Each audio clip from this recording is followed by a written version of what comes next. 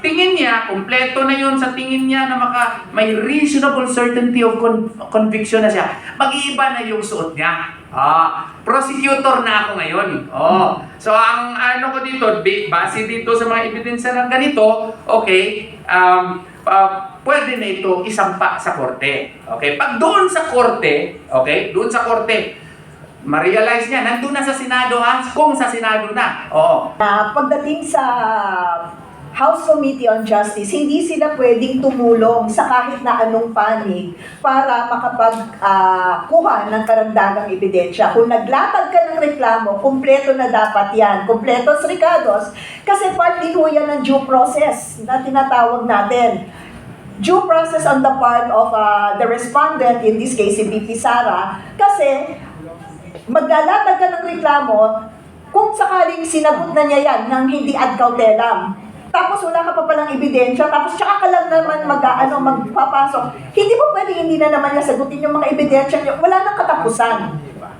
Wala nang katapusan itong proseso. Kaya yun o ang pinapaliwanag ni Atty. Torreon sa nakikita niyang nangyari dito sa paglatag pa lang ng mga reklamo at sa naging tugon ni VP Sara ngayong linggo.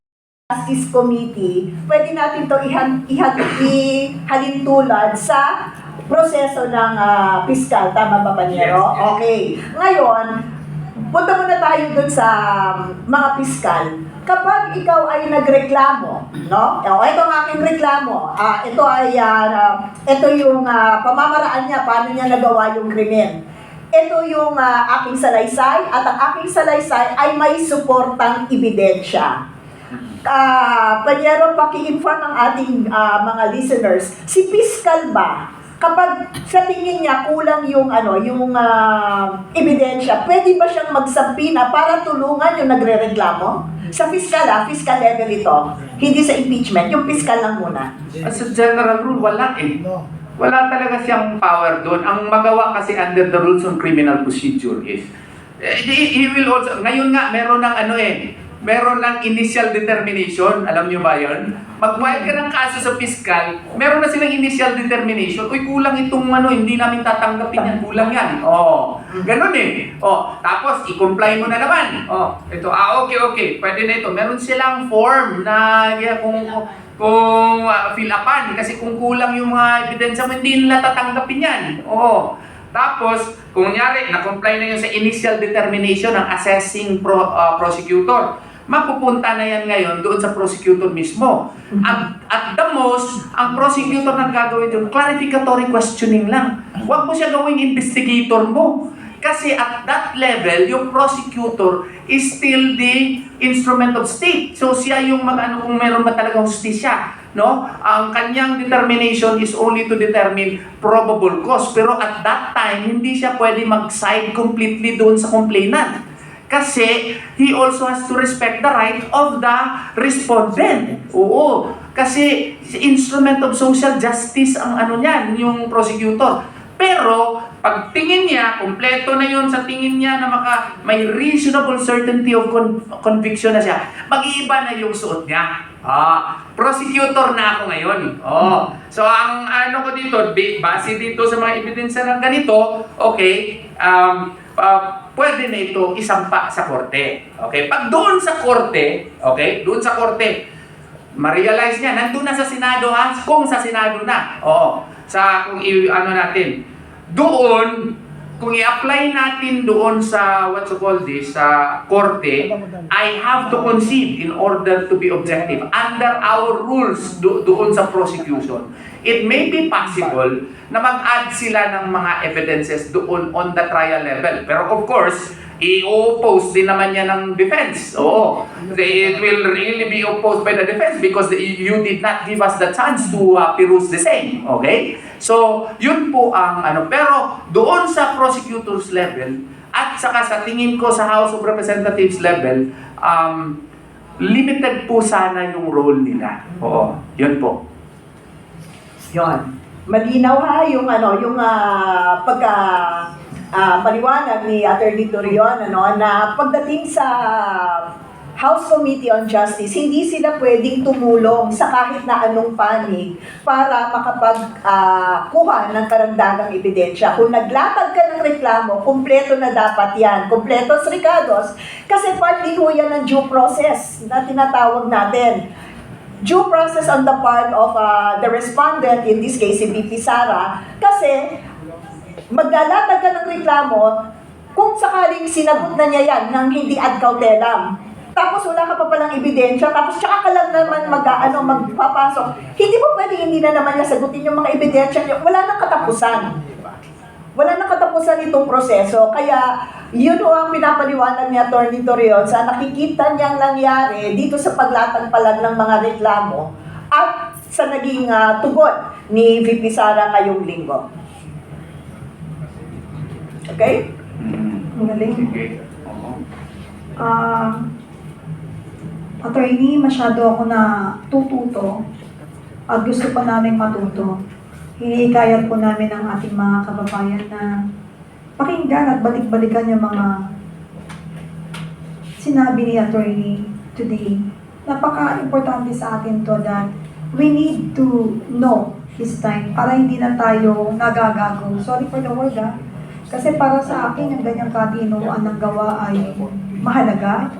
At makita mo kung paano nila ginagawa ang taong bayan. Parang yung iba, naniniwala Pero sana kung talagang merong kahit isang tao na alam ang katotohanan, kahit anong talino ninyo, hindi ako bilib. At hindi kami bibilib kailanman sapagkat nakabusal ang inyong bibig. May mga panahon at tamang oras para magsalita. At pag naibigay yan, ngayon na po yun Kasi or else, maggagamble na naman tayo, malalagay sa risk ang ating bayan. Protektahan ninyo. Protektahan ninyo ang Pilipinas sa pamamagitan ng maawat na at masumpunay ng lilihis ng mga katotohanan para hindi maluklok ang nararapat para sa ating bayan. Kundi, back to number 1 na naman tayo. Sayang ang pagkakataon. Take advantage dyan, itong social media, ang laki na natutulong sa akin, Toya. Eto ngayon, yung yun nga gusto kong susugan ka, Penny, binigyan ako kayo ng libreng legal advice ni Atty. Torion.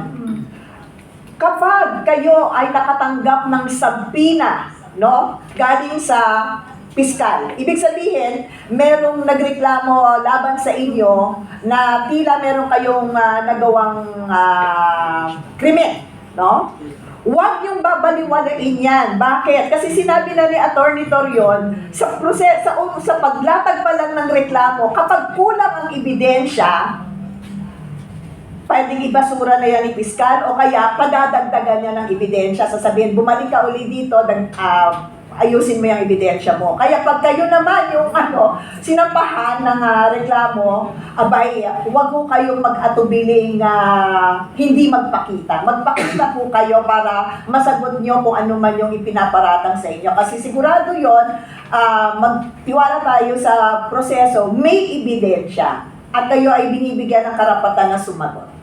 Speaking of proseso, Attorney Yvette, Yes po. ang proseso ngayon selective Kasi ang proseso nasusunod kapag mahirap pag simpleng mamamayang Pilipino. Pero kapag kayo may mga posisyon at authority, walang proseso, di ba nga? Kaya nga pati yung batas na bend. So they don't do yung tamang process. And in fact, mabalik tayo nung kinidnap nga sa FPRRD. Alam naman natin marami na sagasaan proseso na dapat ginawa. Hindi rin kinilala yung karapatan kahit nakikiusap na ang lahat na nakapaligid. In fact, hindi ito ordinaryong tao. Dati natin tong Pangulo ng Pilipinas. Pero I really admire and salute FPRRD because nakita ko yung pagiging restraint niya. Tapos yung projection na ginagawa nila para masira yung tao, masama, mamamatay tao. Alam mo, sa totoo lang, hindi siya natatakot. Sampanin nyo. Hindi pa nga nasasampa kaso. Hindi pa nga napagtatalunan ano ba yan? Sa korte. Nakakulong na. Alam mo, hirap kumuha ng visa sa Shenzhen. Yung pala ganun lang kadali. Kikidnapin mo lang, nakarating ka na doon. Dapat pala, libre pa ng ng aeroplano, tsaka lahat. Oh, may transfer pa rin, may stopover yan sa Dubai. Oh, 2 airplane yan. Pero mo, ganun lang kadali. Nilang manipulahin. Pati mga dokumento. So, ano pa ang amazing dito? Mas magiging amazing ngayon kung paghandaan ng sambayan ng Pilipino na magsanib pwersa tayo para talaga ipagpatuloy yung karapatan nating manindigan sa tama. Yun lang naman eh. Sa totoo lang, huwag natin sayangin yung mga nakikita ninyo dito, napapanood natin. Ang gaganda ng mga sinasabi, nagkakaroon tayo ng karagdagang kaalaman. Pero hindi, alam mo, sa totoo lang ka, Yvette, yung mga vloggers, marami nagte-trending tayo ng mga issues na maliliit lamang na issues for some people. Pero pag makita mo, uy, ano to? 2.5 million views, 5 million views, 28,000, ganyan-ganyan. Sa totoo lang, ibig sabihin, ang tao ngayon nagsasaliksik na. Kung ayaw mong ibigay at gawin ang tamang proseso at ayaw mong ibigay ang hustisya para sa Pilipino, kami na mismo ang magsasaliksik dahil gusto namin makamtan ito. Di po ba? Naku, napapanood ko, time will come, Attorney Yvette, some of our social media bloggers, nagte-trending. Oo. Alam mo bakit? Ang dami naman talino, hindi nagsasalita. Hindi sila na nagsalita, kapag nagte-trending. Like, yan. Sir, salud na, salud. Sobrang ano ka na, artista ka, magpapa-autograph ako mamaya. Ano lang, para sa bayan. Alam mo, bilib ako. Akala mo baka akala ninyo kumikita ng milyon-milyon yan at nabibigyan ng maleta. Wala po kami ibibigay. Sorry. Pandesal lang po at kape. Pero ito po ay laban lamang na hindi isang tao. Laban ito ng Pilipino.